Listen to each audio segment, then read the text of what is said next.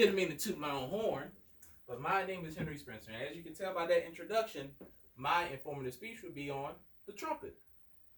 3 things that we're going to discuss in this informative speech. 1, the origin of the trumpet.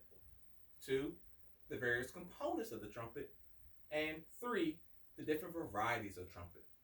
So, according to the website www.com,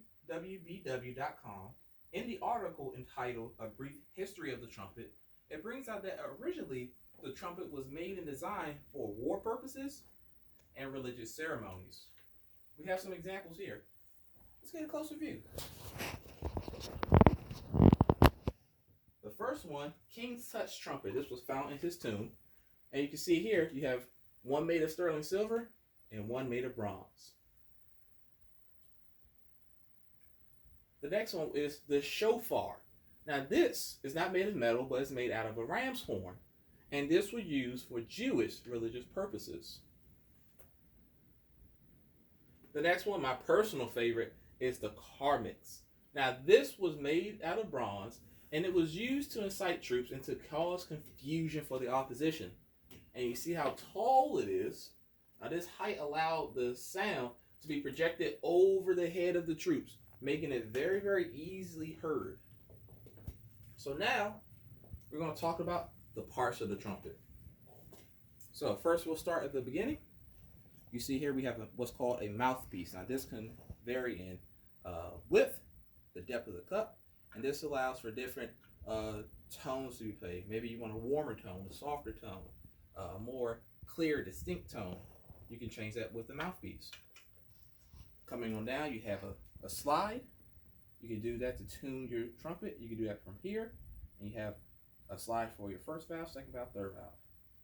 You also have a spit valve. Sometimes spit can get trapped in here, altering the sound of our trumpet. So you want to get the spit out, slip that up, blow, and all the spit will come out. Leading on in, you have the valves. The valves help to change the notes of the trumpet. Then when you get to the bell, you can have wider bells, you can have smaller bells, and this helps the projection of the music coming out of the horn. And so, we're going to talk about the different varieties of trumpets. Now, the website musicalinstrumentguide.com speaks about how there are 9 different types of trumpets. So come a little closer. The first one we're going to look at is called the B-flat trumpet, the most common trumpet, the trumpet that I have actually. And this is what most people think about when they see the trumpet.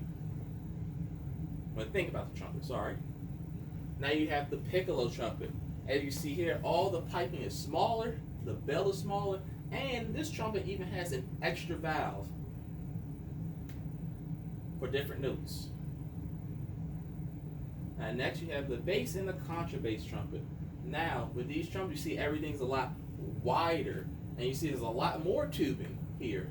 And this allows for a lower, more warmer tone of a trumpet, almost similar to a trombone, you could say.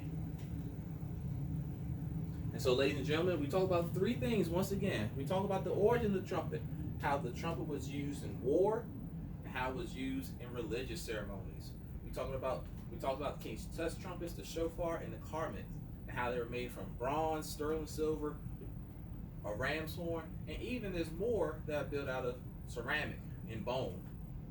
Second thing, we talked about the various components of the trumpet, the mouthpiece, the valves, the spit valves, the bell.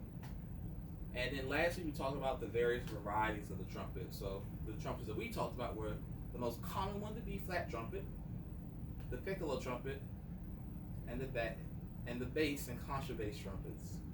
And so, any questions from the audience? How about you, young lady? You have a question? No, sir. Wonderful. Would you like to hear how King's Touch trumpet sounded? Yes, sir. Alrighty. Hold that camera again. And thank you all for your time. I appreciate it. Great. Well,